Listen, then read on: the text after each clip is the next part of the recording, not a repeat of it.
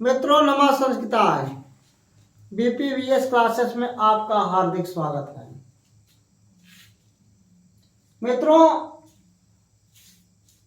अभिज्ञान शाकुंतलम के नाटक के चतुर्थ अंक में भाग 1 और भाग 2 का अध्ययन कर चुके हैं। आज हम भाग 3 का अध्ययन करेंगे। सबसे बड़ी खासियत यह है मित्रों, जब हम भाग पढ़ना स्टार्ट करेंगे तो जब तक पहला भाग दूसरा भाग नहीं पढ़ेंगे तब तक हम तीसरे भाग के अध्ययन नहीं करेंगे, क्योंकि एक कहानी दूसरी कहानी से जुड़ी रहती है। तो इसलिए जब कभी भी पढ़ाई करना स्टार्ट करें, पहला भाग दूसरा भाग तीसरा भाग, और जैसे जैसे हम पढ़ाते जाएंगे वैसे वैसे आप लोग पढ़ते चले जाइएगा, तब एक क्लियर होता चला जाएगा। यदि मान लो हम आपको तीसरा भाग पढ़ाना स्टार्ट कर रहे हैं, यदि आप दूसरे भाग के विषय में आप नहीं जानते होंगे तो तीसरा भाग आपके बिल्कुल समझ में नहीं आएगा। तो पहले हम पढ़ चुके हैं कि अनसुईया और प्रियंवदा को संदेह होता था।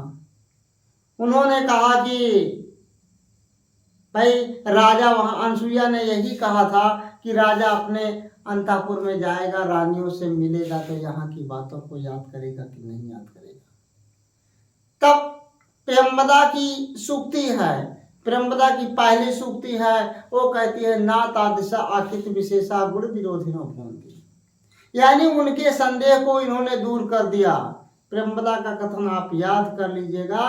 उन्होंने कहा है सूक्ति, ना तादृशा आकित विशेषा गुण विरोधिनो भवन्ति। तो उन्होंने कहा, ये तो बात कह दिया कि इस प्रकार की सुंदर आकृतियां गुण विरोधी नहीं होती हैं। तो अनसुईया फिर पूछती है कि वह कैसे? तो वो कहती है, फिर अनसुईया का कथन है, अनसुईया का कथन ये कहती है, गुणवते कन्या प्रतिपादनीयतम तावत प्रथम संकल्प, क्योंकि गुणवान व्यक्ति को कन्या देनी है, ये प्रत्येक माता पिता का प्रथम संकल्प होता है। इनकी सूक्ति और उनकी सूक्ति, यानी उसको राजा पर विश्वास है और इनको ये विश्वास है कि यानी ये गंभीर प्रकृति की, इनकी भाषा जो है गंभीर प्रकृति की है। ये सारी चीज होती जाती है। दोनों आपस में फूल तोड़ रही हैं। फिर उसके बाद क्या होता है, प्रियंवदा जो है पुष्प की टोकरी को देखती है और वो कहती है कि बस करो, अब बन कर यानी पर्याप्त फूल हो गए हैं, पूजा कार्य के लिए पर्याप्त फूल हो चुके हैं। किसने कहा? प्रियंवदा ने कहा। उसके बाद की कथा अभी यह है कि अनसुईया क्या कहती है, ननु सख्या शकुंतलाया सौभाग्य देवतार्चनीया। देखिए फिर यहाँ गंभीरता समझ लीजिए। वो टोकरी देख रही है, वो कह रही है कि पर्याप्त फूल हम लोगों ने चुन लिए हैं, तोड़ लिए हैं, बस करो, अब नहीं तोड़ना है, पूजा कार्य के लिए हो चुके हैं।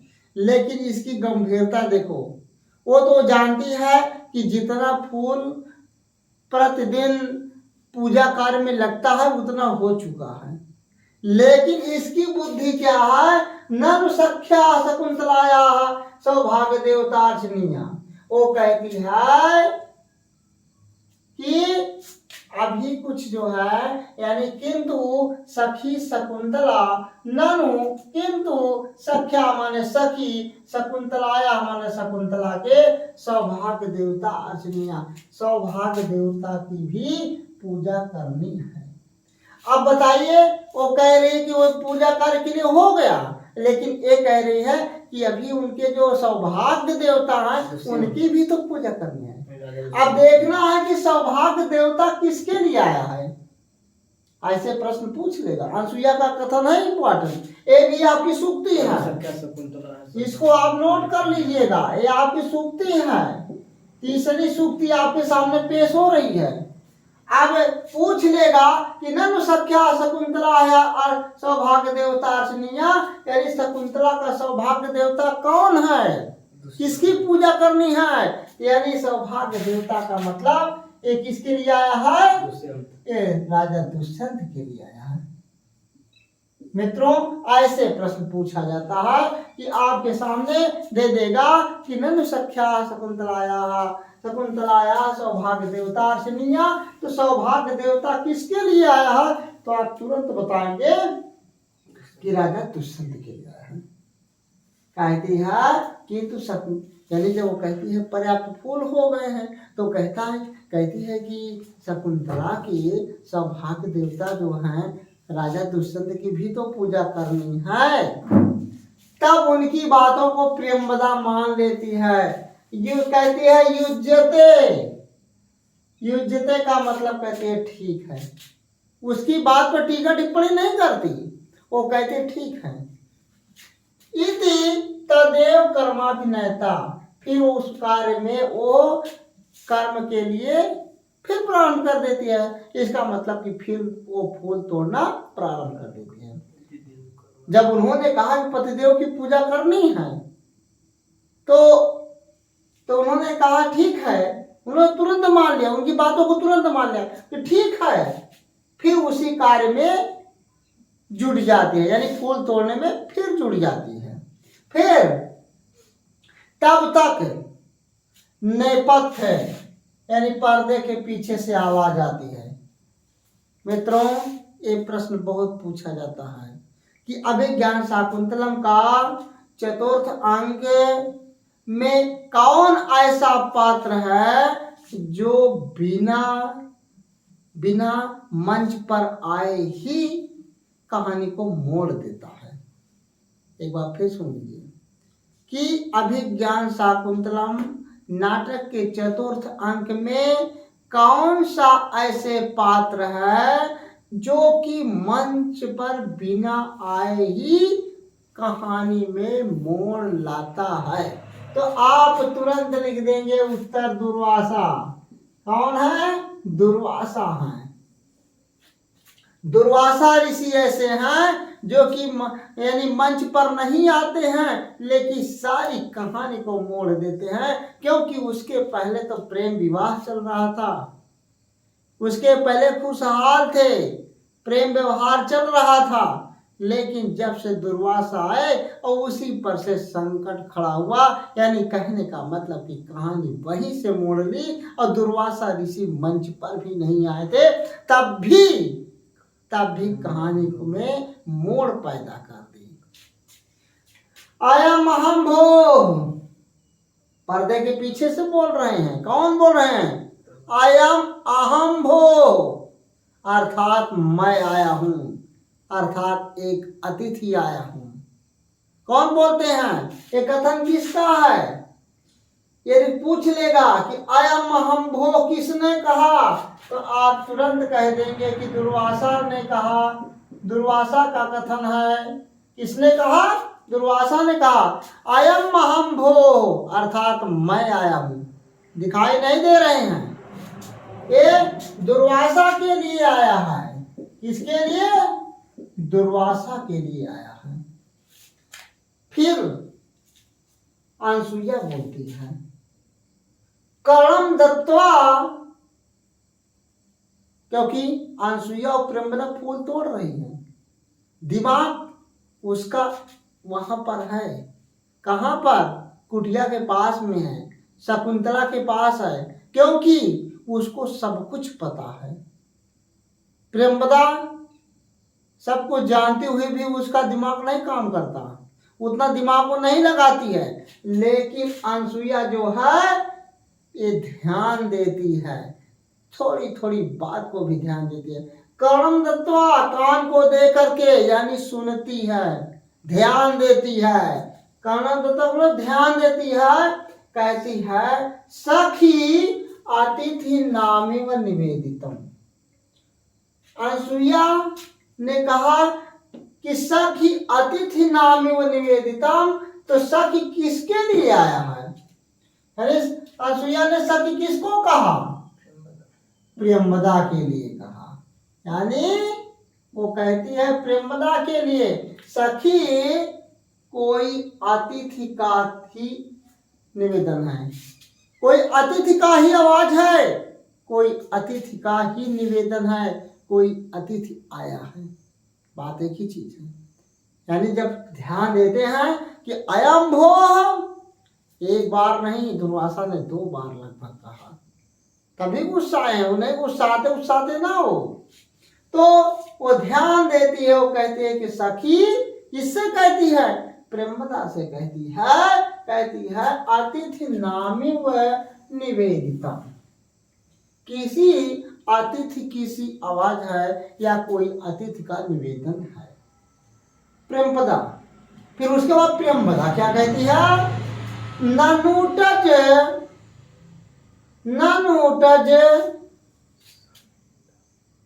सन्निहिता शकुंतला, वो कहती है कि ननुटज माने कुटिया में सन्निहित है, यानी उपस्थित है। कुटिया में सन्निहित है यानी उपस्थित है कौन? शकुंतला। उन्होंने कह दिया कि कोई अतिथि की आवाज है, तो कहते हैं प्रेमदा तो है ही, कुटिया में प्रेमदा है। और प्रेमदा तो है ही। वो प्रेमदा कहती है कि शकुंतला जो है कुटिया में तो है ही, उपस्थित है, वो उनको जल पान कराएगी, सब कुछ देगी। क्योंकि हम आपको कहानी में पहले बता चुके हैं कि कान्व ऋषि जो हैं अंदर का काम शकुंतला को सौंपे थे। किसको? शकुंतला को सौंपे थे, और बाहर का काम अनसुईया और प्रेमदा करते थे। तो उन्होंने कहा कि कुटिया में तो शकुंतला उपस्थित है, तो फिर अनसुईया क्या कहती है? हाँ, उपस्थित तो है, लेकिन आद्य पुनः हृदय ना सन्निहिता, इस शरीर से उपस्थित है, लेकिन वो हृदय से उपस्थित नहीं है। कोई भी व्यक्ति हो, यदि शरीर में है और ध्यान कहीं और है, तो वो समझ नहीं पाएगा, क्योंकि शरीर है, उसका मन कहीं और है, उसका हृदय कहीं और है। इसलिए वहां पर रहते हुए भी दुर्वासा ऋषि की आवाज को वो नहीं समझ पाती है। और इसका हृदय कहाँ है, कहाँ उपस्थित है, कहाँ गया है? यानी राजा दुष्यंत के पास गया है। इसका हृदय कहाँ गया? यानी राजा दुष्यंत के पास गया है। किसने कहा? अनसुईया ने कहा। वहां पर है तो, लेकिन आज उसका हृदय कुटिया यानी वहां पर नहीं है, उसका मन कहीं और है। अलम एता वृद्धि कुसुमैहि। अब बस करो। अब देखिए, अलम का मतलब जहां पर पर्याप्त होता है, तो वहां नमः स्वस्ति स्वाहा स्वधा अलम वसट योगाच सूत्र से चतुर्थी होता है। लेकिन जहां पर अलम का प्रयोग निषेध होता है, जहां पर निषेध होता है, वहां तृतीया होता है।